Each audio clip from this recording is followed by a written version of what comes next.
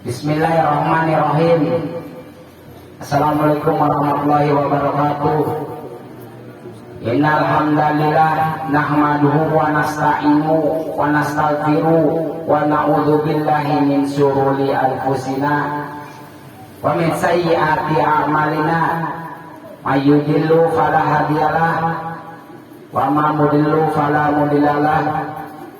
Asyhadu an la ilaha illallah wahdahu la syarikalah wa asyhadu anna Muhammadan abduhu wa rasuluh. Ya ayyuhalladzina amanu ittaqullaha haqqa tuqatih wa la tamutunna illa wa antum muslimun.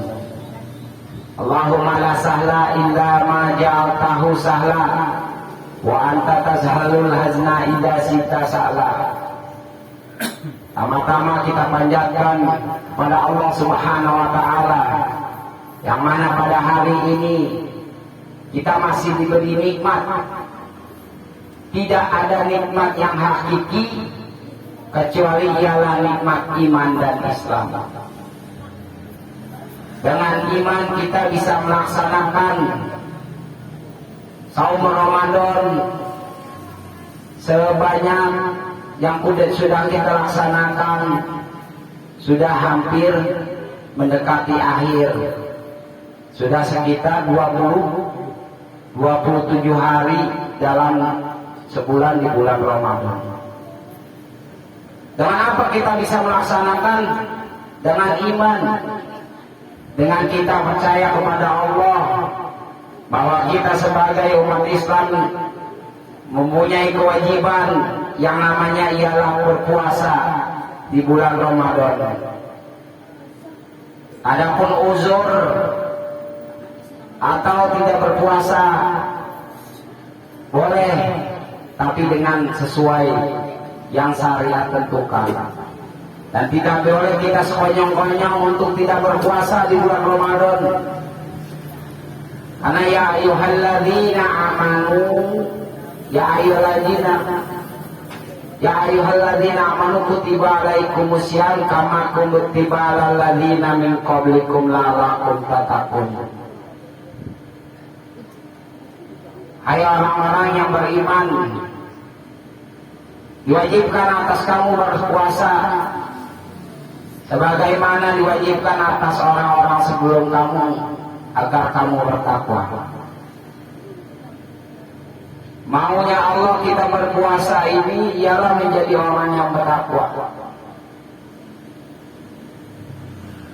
Makna takwa ialah menjalankan perintah yang Allah suruh dan menjauhi larangan yang Allah suruh. Oleh karena itu tiada ada nikmat kecuali nikmat iman. Dan yang nikmat yang kedua ialah nikmat yang hakiki ialah nikmat Islam. Dengan Islam kita bisa melaksanakan saum Ramadan. Orang Islam ini pasti masuk surga kecuali yang berbuat syirik. Mungkin ada bahasa yang sering kita terima di masyarakat, orang Islam itu pasti masuk surga. Iya, pasti masuk surga kecuali orang Islam yang berbuat syirik. Maka orang Islam yang berbuat syirik ini tidak akan masuk surga, karena sudah menduakan Allah dan karena sudah berbuat syirik. Sementara di dalam Al-Quran, janganlah kamu berbuat syirik. La tusyrik billah, janganlah kamu berbuat syirik kepada Allah. Syirik ialah menduakan Allah, dan kita meyakini bahwa sesuatu apapun yang bisa memberikan manfaat dan mudarat selain Allah, maka itu disebut syirik. Oleh karena itu kita dilarang berbuat syirik kepada Allah. Dan dengan nikmat Yang dua itulah kita yang bisa mencapai namanya khalawatul iman, manisnya iman. Apabila kamu belum melaksanakan manisnya iman, maka beribadahlah dengan bersungguh-sungguh. Ibadah itu harus dipaksakan, lama-lama terbiasa. Apabila sudah terbiasa, ketika kita meninggalkannya, maka ada sesuatu yang hilang. Nah, ketika kita meninggalkannya ada sesuatu yang hilang, barulah kita di situ maksudnya menikmati manisnya iman. Untuk itu, dengan ceramah yang singkat ini, saya ingin menyampaikan hadis atau doa yang Nabi anjurkan. Doa ialah pensucian jiwa, maksudnya biar jiwa kita merasa tenang. Yaitu hadis yang disampaikan oleh dari Zaid bin Arqam. An Zaid bin Arqam qala, dari Zaid bin Arqam berkata, la aqulu lakum illa hakama ila kama kana Rasulullah sallallahu alaihi wasallam. Dari Zaid bin Arqam berkata, la aqulu lakum illa kama kana Rasulullah sallallahu alaihi wasallam. Aku tidak mengatakan kepadamu melainkan sebagaimana yang telah Rasulullah sallallahu alaihi wasallam katakan. Yaqul, kana yaqul, Allahumma inni a'udzubika minal ajri wal kasali. Allahumma, ya aku berlindung kepadamu dari minal ajri wal kasali, dari keadaan lemah, malas, wal jubni wal bukhli wal harami, dan dari pikun, bahil, pun dari azab, wa adabil qabri, dan dari azab kubur. Allahumma ati waliha wa mahalaha. Allahumma inni a'udzubika minal ilmi la yanfa' wa min qalbi la yasha' wa min nafsi la tasha' wa min da'wati la tasjabalaha. Dan dari azabku, ya Allah, aku berikanlah kepada jiwaku jiwa yang takwa, dan sucikanlah jiwaku. Engkau sebaik-baik zat yang mensucikan, Allah penolong dan pelindung. Ya Allah, sesungguhnya aku berlindung kepadamu dari ilmu yang tidak bermanfaat, dari hati yang tidak pernah khusyuk, dan dari jiwa yang tidak pernah kenyang ataupun puas, dan dari doa yang tidak kita dikabulkan oleh Allah. Inti dari hadis yang disampaikan ialah kita suruh berlindung kepada Allah dari apa? Dari sifat lemah, dari sifat malas, dan sifat penakut,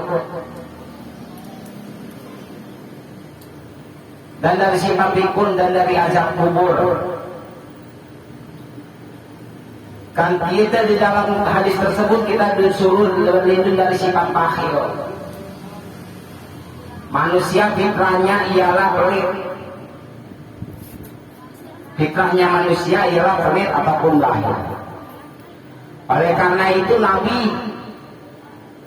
menyuruh kita suruh berinfak, bersedekah setiap hari. Di dalam setiap hari barang siapa yang bersedekah, Allah ada malaikat yang mendoakan orang yang bersedekah. Mendoakannya apabila dia bersedekah, maka berikanlah tambah pada hartanya. Dan apabila dia pelit, maka bikinlah dia seperti orang yang kikir. Maka Nabi menganjurkan kita bersedekah setiap hari supaya sifat pelit di dalam manusia hilang. Dan ini dia harus dilatih setiap hari. Meskipun cuma 1000, Allah tidak melihat banyak dan besarnya kita berinfak. Allah melihat kita berinfak, bersedekah dan ikhlas. Dan Allah melihat dan Allah senang kepada orang yang berinfak secara mudawamah.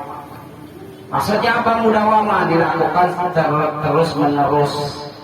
Meskipun cuma 1000 perak, tapi dia melakukan secara mudawamah. Inilah amalan yang dicintai oleh Allah. Dan adapun dari hadis tersebut ialah kita suruh berlindung kepada Allah dari ilmu yang bermanfaat. Ilmu yang bermanfaat maksudnya apa? Ilmu yang bermanfaat untuk dirinya sendiri, dan dia bisa mengamalkan kepada orang lain. Dan kita disuruh berlindung dari hadis tersebut dari azab kubur. Mungkin selama ini kita sudah diajarkan tentang doa azab kubur. Allahumma inni a'udzubika minal azabil qabri wa min fitnatil wa min azabil jahannam wa min azabil qabri wa min fitnatil mahya wal mamati wa min syarri fitnatil masih dajjal. Dan ini biasanya dibaca setelah tahiyat akhir. Dan di dalam hadis tersebut kita disuruh berlindung dari hati yang tidak khusyuk, hati yang tidak mutmainah. Oleh karena itu Nabi menganjurkan kepada kita supaya beristighfar setiap hari minimal 100 kali. Supaya apa? Supaya menenteramkan hati, memutmainahkan hati. Dan mungkin selama ini hati kita terasa sesak dengan permasalahan yang ada baik di keluarga ataupun di masyarakat. Oleh karena itu Nabi menganjurkan kita beristighfar setiap hari. Dan dengan istighfar itu ialah wa may yattaqillaha makhraja min haitsu la yahtasib. Barang siapa orang yang bertakwa kepada Allah, maka Allah akan kasih jalan keluar yang tidak disangka-sangka. Dan dalam hadis tersebut kita disuruh berlindung dari doa yang tidak pernah Allah kabulin. Mungkin selama ini kita berdoa asal berdoa, karena doa adalah bagian dari ibadah. Kita juga harus mempelajari adab-adab berdoa.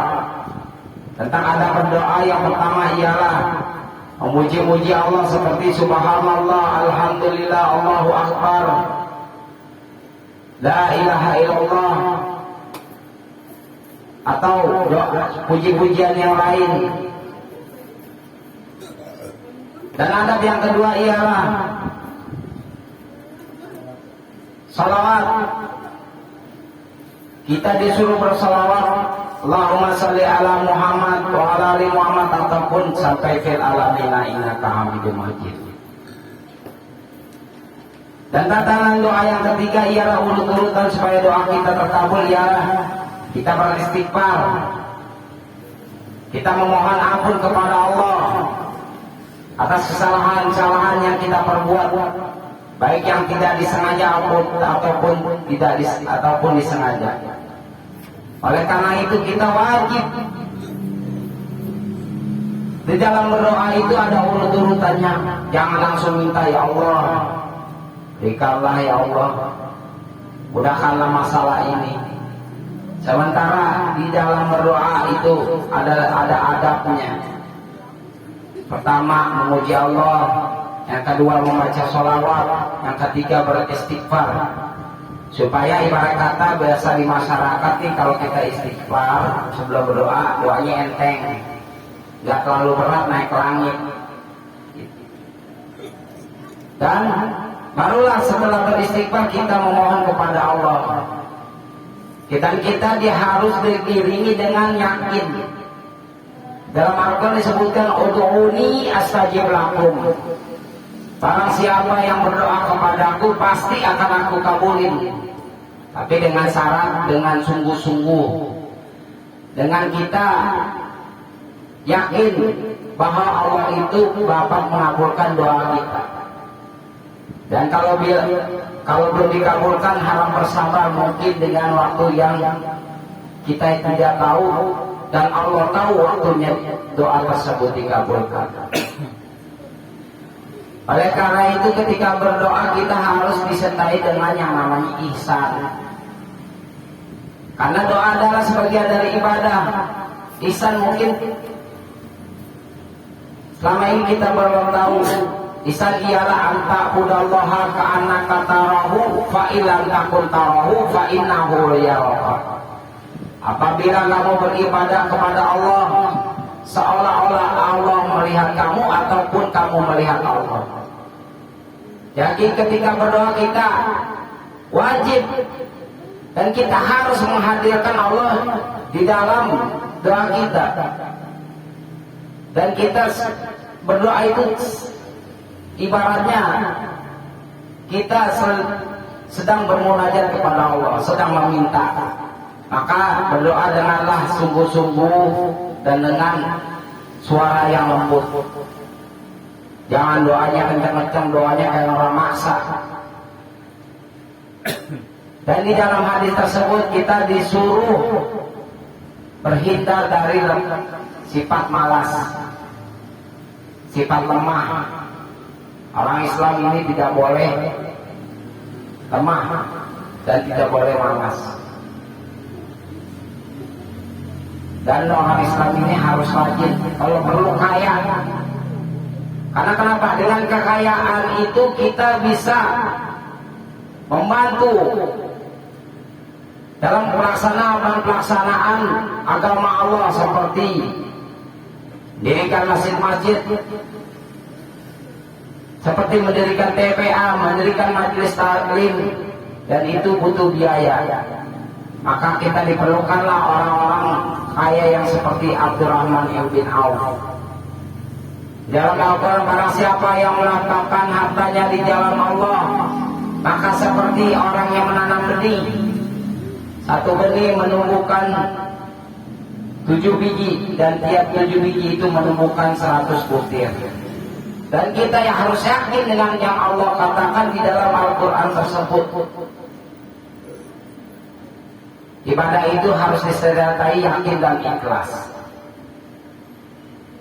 Oleh karena itu, itulah yang bisa saya sampaikan. Semoga apa yang saya sampaikan bisa bermanfaat kepada ibu-ibu dan bapak-bapak ataupun anak muda yang mendengarkan.